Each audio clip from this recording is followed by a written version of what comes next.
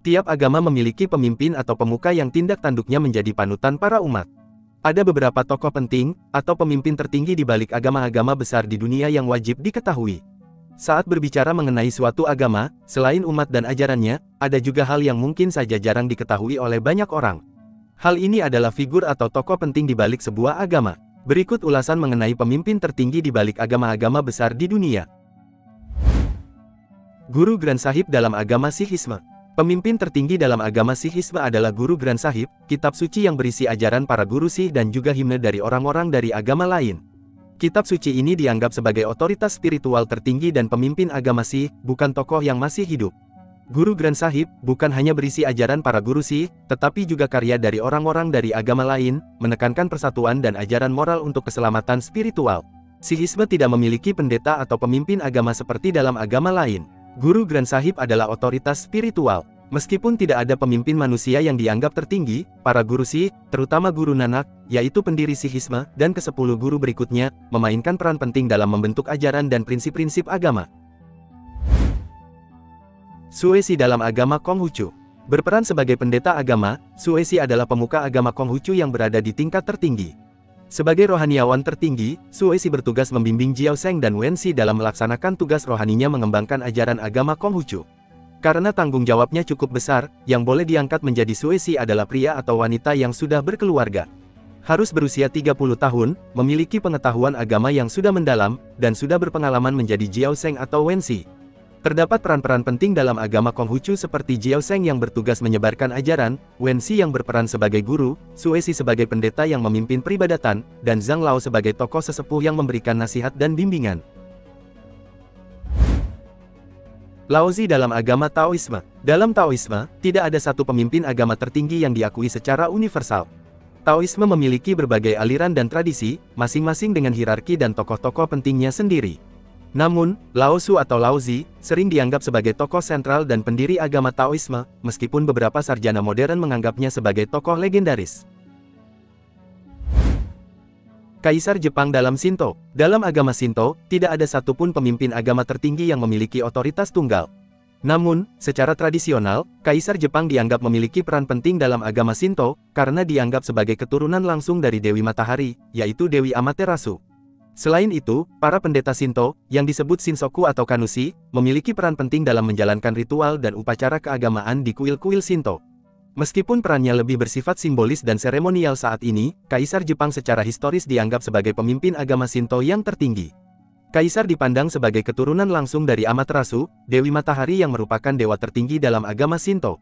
Pendeta Shinto, yang disebut Shinsoku atau Kannushi, bertanggung jawab atas pengelolaan kuil dan pelaksanaan ritual serta upacara keagamaan. Di kuil-kuil besar, kepala pendeta disebut Guji. Tugas Guji meliputi memimpin upacara, mengelola keuangan kuil, dan bertanggung jawab atas keseluruhan urusan kuil. Hindu. Dalam agama Hindu, tidak ada satu pemimpin tertinggi yang diakui secara universal. Namun, ada beberapa tokoh atau tingkatan pemimpin yang dihormati dalam tradisi Hindu. Berikut adalah beberapa tokoh atau tingkatan pemimpin dalam agama Hindu. Brahmana, golongan pendeta yang memegang peran penting dalam upacara keagamaan dan ritual. Sementara Pandita, Sulinggi, atau Pinandita adalah pemimpin agama yang dihormati dan memimpin upacara keagamaan. Resi, atau Resi, seorang bijaksana atau pertapa yang dihormati karena pengetahuan dan spiritualitasnya.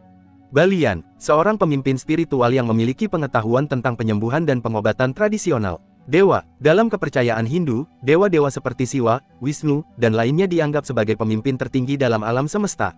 Adi Sankaracarya, meskipun bukan pemimpin tunggal, ia dihormati sebagai tokoh yang mendirikan 4 mata, atau tempat suci keagamaan di India dan memiliki pengaruh besar dalam perkembangan Hinduisme.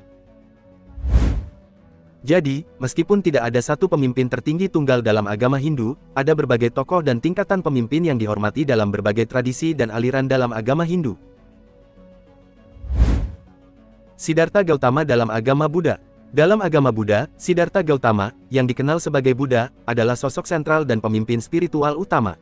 Ia dianggap sebagai guru yang tercerahkan dan pendiri agama Buddha. Meskipun demikian, tidak ada satu pemimpin tunggal untuk seluruh agama Buddha karena terdapat berbagai aliran dan tradisi.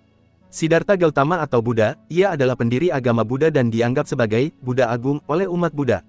Ia adalah seorang pangeran yang meninggalkan kehidupan istana untuk mencari pencerahan dan kemudian mengajarkan dharma atau ajaran yang menjadi dasar agama Buddha. Berbeda dengan beberapa agama lain, agama Buddha tidak memiliki satu pemimpin tunggal untuk seluruh dunia. Ada berbagai aliran dalam agama Buddha, seperti Theravada, Mahayana, dan Vajrayana dengan pemimpin dan tradisi masing-masing. Dalam berbagai aliran, terdapat tokoh-tokoh spiritual dan guru yang dihormati, seperti Dalai Lama dalam tradisi Tibet, atau para biksu dan biksuni yang mendalami dan mengajarkan ajaran Buddha. Dalam komunitas Buddha, para beku untuk laki-laki dan bikuni untuk perempuan adalah mereka yang telah ditahbiskan dan menjalankan kehidupan monastik, seringkali berperan sebagai guru dan pemimpin spiritual dalam komunitas mereka. Kohen Gadol dalam agama Yahudi. Dalam agama Yahudi, imam besar atau Kohen Gadol adalah pemimpin tertinggi dalam konteks bait suci, khususnya dalam menjalankan ibadah dan kurban. Namun, setelah kehancuran bait suci, peran pemimpin spiritual utama bergeser ke rabi, yang merupakan guru dan pemimpin agama dalam komunitas. Sementara Kohen Gadol merupakan pemimpin para imam yang bertugas di bait suci. Jabatan ini diwariskan secara turun-temurun dari garis keturunan Harun. Imam besar memiliki peran sentral dalam ritual ibadah, termasuk kurban tahunan di ruang maha suci. Rabi, yang secara harfiah berarti guru, adalah pemimpin spiritual dalam komunitas Yahudi, yang bertugas mengajarkan agama, hukum-hukum Yahudi, dan membimbing jemaat. Paus di agama Kristen Katolik. Dalam agama Kristen, terutama dalam gereja Katolik, Paus adalah pemimpin tertinggi. Ia adalah uskup Roma dan kepala gereja Katolik sedunia. Paus dianggap sebagai penerus Rasul Petrus dan memiliki peran sentral dalam menjaga ajaran gereja serta membimbing umat Katolik di seluruh dunia. Ia adalah uskup Roma dan dianggap sebagai penerus Rasul Petrus, yang diyakini sebagai pemimpin pertama gereja yang ditunjuk oleh Yesus. Gelar Paus berasal dari bahasa Latin, yaitu Papa, yang berarti Bapak, atau Ayah, mencerminkan perannya sebagai pemimpin spiritual dan otoritas tertinggi dalam gereja Katolik. Paus memegang jabatan tertinggi dalam hierarki gereja Katolik. Paus diyakini sebagai penerus Rasul Petrus, yang dianggap sebagai Paus pertama dalam tradisi Katolik.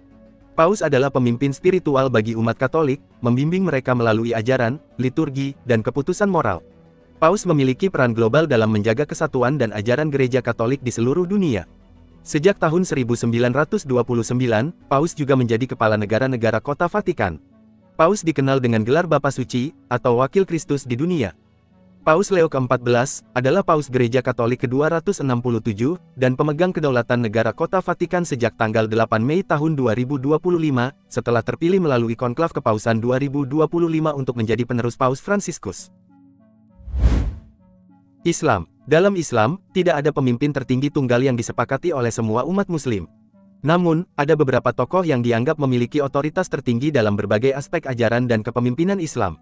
Allah Subhanahu wa Ta'ala adalah yang tertinggi, diikuti oleh Nabi Muhammad SAW sebagai teladan utama dalam kepemimpinan, dan dalam konteks tertentu, ada tokoh-tokoh seperti khalifah, atau pemimpin umat Islam, dan ulama yang memiliki wewenang dalam masalah agama dan hukum Islam. Penting untuk dicatat, bahwa dalam Islam, kepemimpinan tidak selalu tunggal dan sentralistik. Berbagai tingkatan kepemimpinan dan otoritas dapat ditemukan dalam berbagai konteks, namun Allah dan Nabi Muhammad tetap menjadi rujukan utama bagi seluruh umat Islam.